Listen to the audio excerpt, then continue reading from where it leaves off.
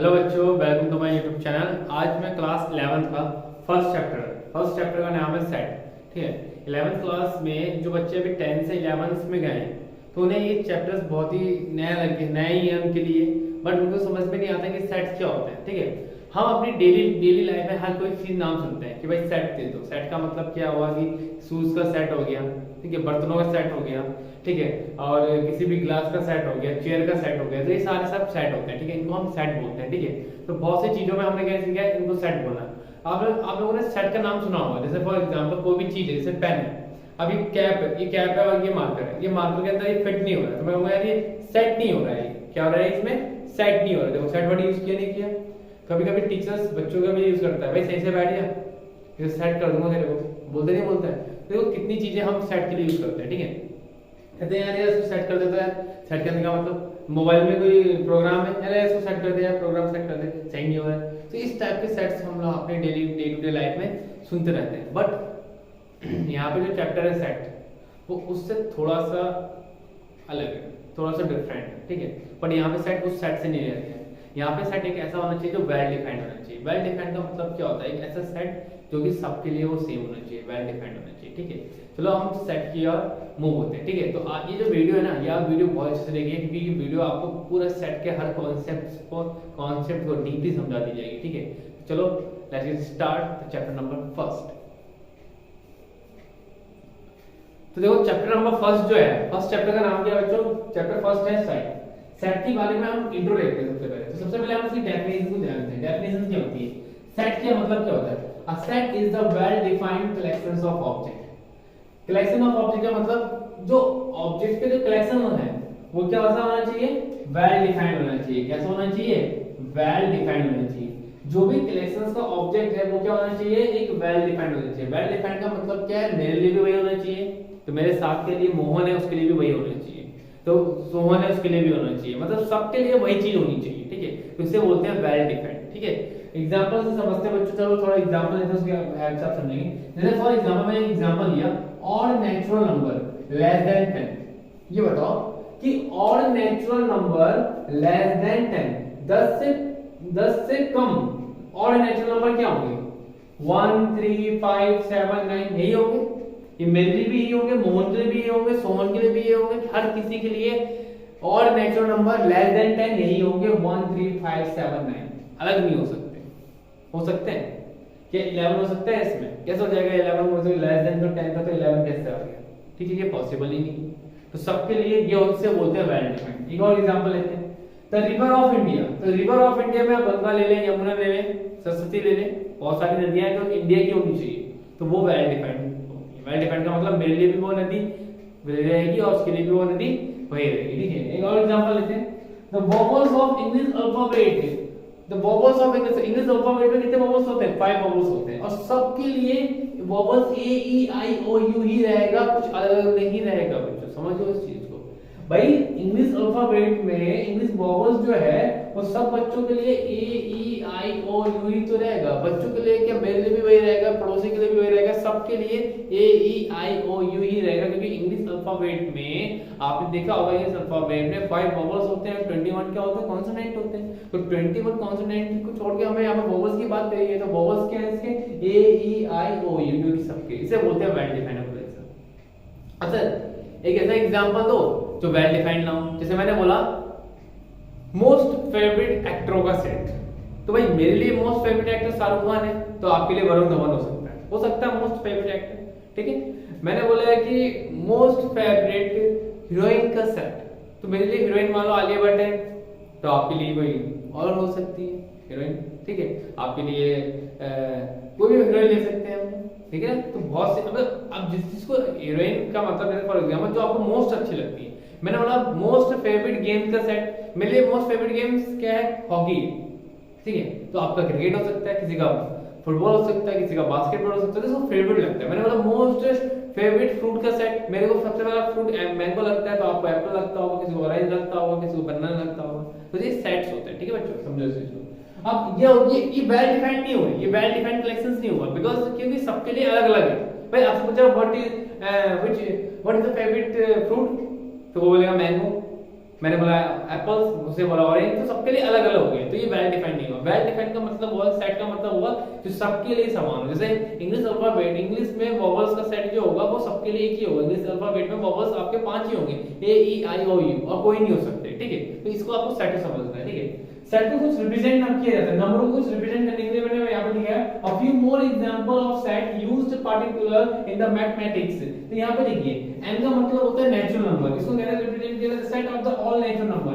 Set के अंदर सभी नेचुरल नंबर को हम कैपिटल N से रिप्रेजेंट कर सकते हैं। The set of the all integer, इस सेट के अंदर हम सभी इंटीजर्स को कैपिटल Z से इंडिकेट कर सकते हैं। The set of all rational number, सभी रेशनल नंबर को हम किससे रिप्रेजेंट कर सकते हैं, Q से रिप्रेजेंट कर सकते हैं। The set of all real number, सभी रियल नंबर को हम R से रिप्रेजेंट कर सकते हैं। The set of all positive integer, positive integer को हम Z+ से रिप्रेजेंट करते हैं। नेगेटिव को क्या कर सकते हैं, नेगेटिव पॉजिटिव ये होगा, सिंपल सी बात है, नेगेटिव Z माइनस हो जाएगा, ठीक है बेटा।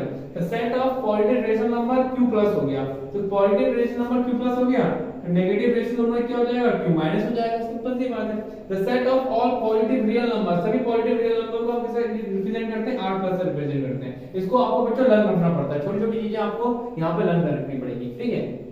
अब हम चलते हैं, the following points may be noted, इस पॉइंट को आपको नोट करना है, ठीक है। तो नोट क्या करना है कि object, element and members of a set are the synonym term. देखो सेट के अंदर, सेट के जैसे मान लो ये एक सेट बना लिया मैंने, ठीक है।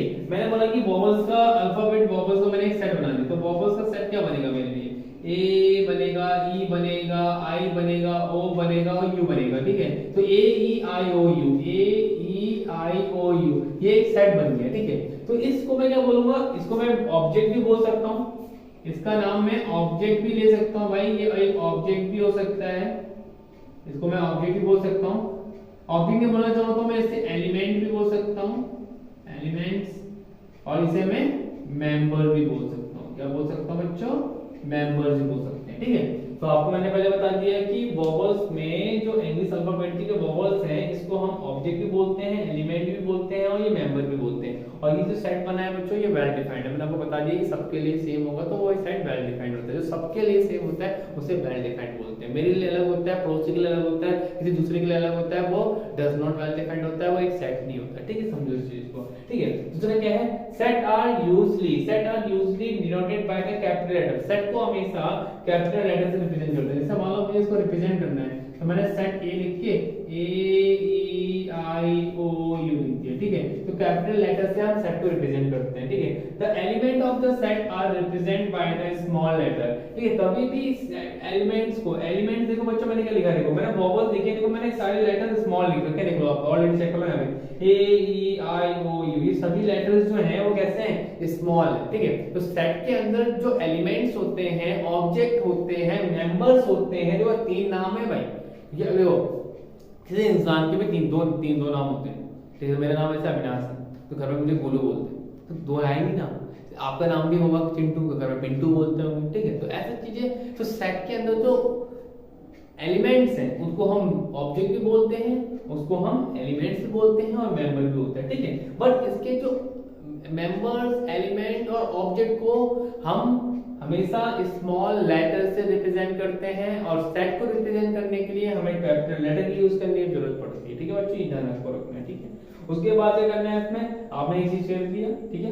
अब इसका कुछ और भी इंट्रो है जो कि हम उसको बताते हैं, ठीक है। थोड़ा सा और भी इंट्रो में चलते हैं, उसके बाद हम एक्सरसाइज 1.1 करेंगे, ठीक है बच्चों। देखो इंट्रो तो बहुत है, सेट का इंट्रो अभी कंप्लीट नहीं हुआ, बट आपको पता है कि मैं सेट कोई भी चैप्टर पढ़ाता हूं तो पहले एक्सरसाइज 1.1 है तो उसको इंट्रो कराया, उसके बाद वो एक्सरसाइज करें, ठीक है। फिर 1.2 कराऊंगा तो उसको इंट्रो कराऊंगा, फिर 1.2 कराऊंगा, ठीक है बच्चों। देखो फिर इंट्रो लंबा हो जाएगा, आप भी कंफ्यूज जाओगे यार सर क्या कर रहे हैं। बट मैं इसकी वीडियो एक बनाऊंगा, ठीक है। मैं पूरे इंट्रो की वीडियो बनाऊंगा, क्योंकि ये सेट चैप्टर जो है वो आपकी बीएससी में भी आता है, एमएससी में भी आता है और कंपटीशन लेवल में भी आता है। तो इसकी मैं वीडियो आपको, मैं पूरे सेट की इंट्रोडक्शन की पूरी एक वीडियो बना के तैयार कर दूंगा, ठीक है बच्चों। उसके इंट्रो में बच्चों अब थोड़ा सा क्या बचा था, जिससे मैं आपको बताता हूं ना, किसी भी चीज को सेट को रिप्रेजेंट करने के लिए हमें एक इंक्लोज्ड विदिन ब्रैकेट्स की जरूरत होती है, जिसके कहने का मतलब जिसे हम कर्ली ब्रैकेट में बोलते हैं, ठीक है। ऐसी कर्ली ब्रैकेट के अंदर हम सेट को रिप्रेजेंट करते हैं। सेट के इसी कर्ली ब्रैकेट के अंदर हमारे मेंबर्स, ऑब्जेक्ट और एलिमेंट्स होते हैं, ठीक है।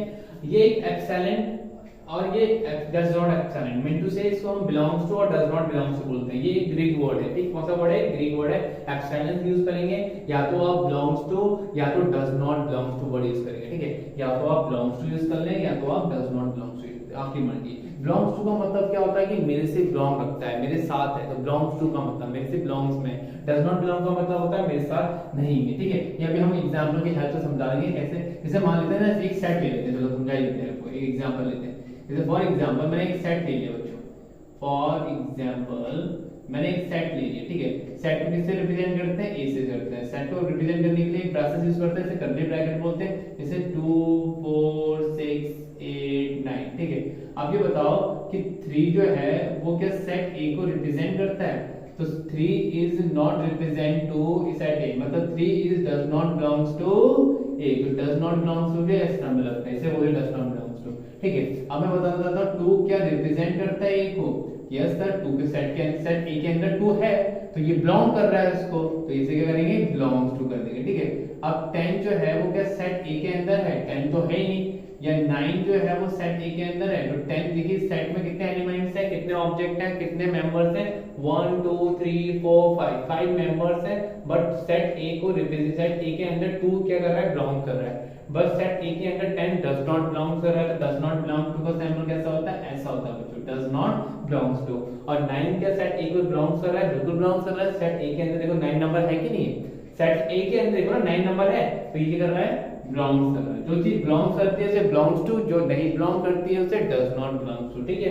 आपको मैंने बता दिया, इसे एक इंक्लोज्ड विद इन प्रोसेस से यूज किया जाता है, जो कि ग्रीक वर्ड है एक्सेलेंस का, डज नॉट एक्सेलेंट, तो इसे कर्ली ब्रैकेट यूज करते हैं, ठीक है। थोड़ी क्लास में आपने सीखे होंगे ना, एक कर्ली ब्रैकेट सीखा होगा, एक कॉमन ब्रैकेट सीखा होगा, एक स्क्वायर ब्रैकेट सीखा होगा। तो वैसे सेट को रिप्रेजेंट करने के लिए हमेशा कर्ली ब्रैकेट ही यूज करते हैं, बस बात खत्म।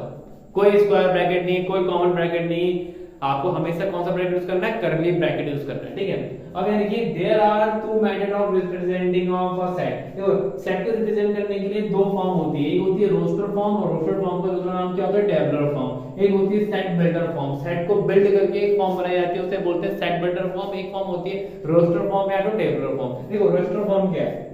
जैसे बच्चों मैंने एक लिखा आपके लिए, देखो क्या लिखा, मैं एक एग्जांपल देता हूं, देखो एग्जांपल की हेल्प से बच्चों आप समझ जाएंगे। फॉर एग्जांपल, ठीक है, एक एग्जांपल लेता हूं रोस्टर फॉर्म का, एक एग्जांपल लेता हूं रोस्टर फॉर्म का। रोस्टर फॉर्म हो या तो टेबुलर फॉर्म हो, क्या बोलते हैं बच्चों इसको? रोस्टर फॉर्म हो या तो कौन सी फॉर्म हो? टेबुलर फॉर्म हो। तो डरना नहीं है, दोनों फॉर्म एक ही है, टेबुलर फॉर्म या रोस्टर फॉर्म, दोनों फॉर्म एक ही है, ठीक है। अब देखो मैंने आपसे बोला बच्चों 5 क्या कहते हैं इवन नंबर का सेट, ठीक है। आपको एक सेट बनाना है इवन नंबर का, तो आपको पता है कि इवन नंबर के इंफिनिटी होते हैं। इवन नंबर को पता है कि इवन नंबर के 12 इवन नंबर नहीं होता? बिल्कुल होता है। 14 इवन नंबर नहीं होता? होता है। तो इवन नंबर इंफिनिटी होते हैं, तो आपको क्या करना है? एक सेट बनाना है। सेट को किससे रिप्रेजेंट करते हैं बच्चों? कैपिटल लेटर से रिप्रेजेंट किया जाता है। और सेट के अंदर जो एलिमेंट्स होते हैं, ऑब्जेक्ट होते हैं, मेंबर्स होते हैं, वो लेटर होंगे तो वो स्मॉल लेटर में रखे जाएंगे। नंबर्स है तो भाई नंबर तो सिंपल सी बात है। तो किस तरह बनाना है सेट? आपको किसका बनाना है? नेचुरल नंबर का बनाना है। तो natural number 1 2 3 4 5 dot dot dot, ये सेट क्या हो गया?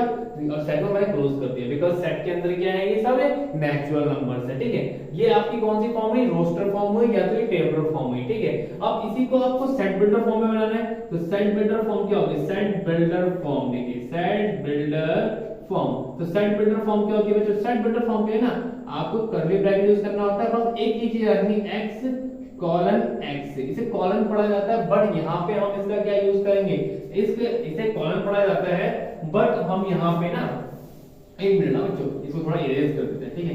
तो स्पेस नहीं हो रहा ना, तो इरेज कर देंगे तो आपको भी समझने में मजा आएगा। और ठीक है, बहुत ही इजी है बच्चों सेट, इतना कोई कॉम्प्लिकेटेड सब्जेक्ट नहीं है बेटा, ठीक है। 11th की मैथ इजी है बच्चों, ठीक है। सीखते जाओ मेरे साथ, कंटिन्यू बने रहो मेरे साथ, मैं आपको बहुत ही इजी वे में समझा दूंगा, ठीक है। देखो सेट बिल्डर फॉर्म को क्या करते हैं? x कॉलन x, इसको हम क्या पढ़ते हैं? यहाँ पे कॉलन नहीं पढ़ेंगे, यहाँ पे हम पढ़ेंगे इसे सच दैट। क्या पढ़ेंगे बच्चों? इसको सच दैट पढ़ेंगे। क्या पढ़ेंगे? सच दैट पढ़ेंगे। तो x such that x is a natural number. x कैसा नंबर है? Is a natural number number, x such that x is a natural number, ठीक है, सेट क्लोज कर दिया, ठीक है। तो आपने लिख दिया x बिलोंग्स तो करता है नेचुरल नंबर को, x जो है किसको बिलोंग करते हैं, नेचुरल नंबर को बिलोंग करते हैं, किसको बिलोंग करते हैं, नेचुरल नंबर को बिलोंग करते हैं। इसके दे देना x belongs to natural number, set complete हो गया, ठीक है। इजी है बच्चों, बहुत ही इजी क्वेश्चन है।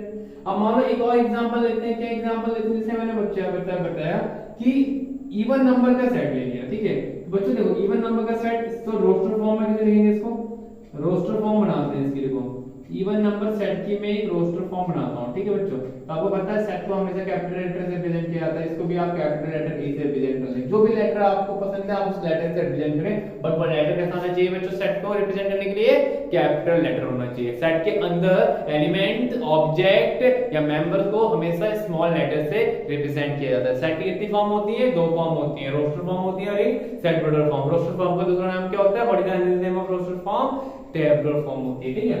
अब यहाँ देखिए रोस्टर फॉर्म में मैं रोस्टर फॉर्म में इवन नंबर लिखता हूं बच्चों, तो 2 4 6 8 10, ठीक है, ये आपके इवन नंबर हो गए, dot dot dot even number close हो गया।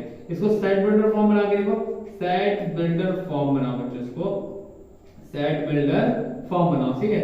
सेट बिल्डर फॉर्म क्या होगी बच्चों, इसकी set builder form, set builder form. तो सेट बिल्डर फॉर्म क्या होती है बच्चों, सेट बिल्डर फॉर्म कैसी बनेगी, ए ले लिया और क्या लिख दिया, x such that x, इसको क्या पढ़ते हैं, such that x is a even number, क्या पढ़ते हैं बच्चों, x such that x is a even number, ठीक है। तो आपको ये कॉलम यूज हो गया। और एक और देखिए जैसे 2 की पावर n, तो यहाँ पे हम इसको ऐसे भी लिख सकते हैं बच्चों, x is equals to x such that x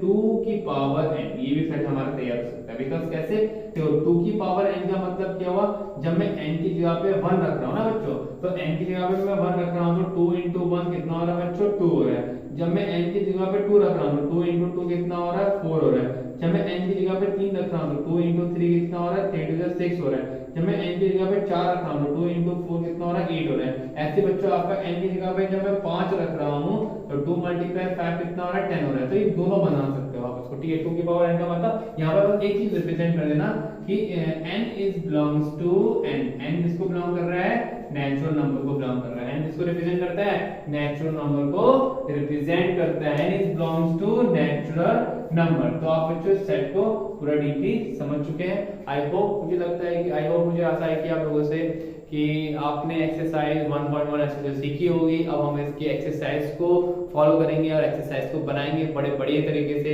but इसका इंट्रो जरूर आप देखिए, इंट्रो को 2 बार देखिए, 3 बार देखिए, समझ में ना आए दोबारा देखिए, ठीक है। तो आपको मेरी वीडियो बच्चों पसंद आती है तो प्लीज मेरे चैनल को सब्सक्राइब, वीडियो को लाइक और ज्यादा से ज्यादा लोगों तक शेयर जरूर कर दो।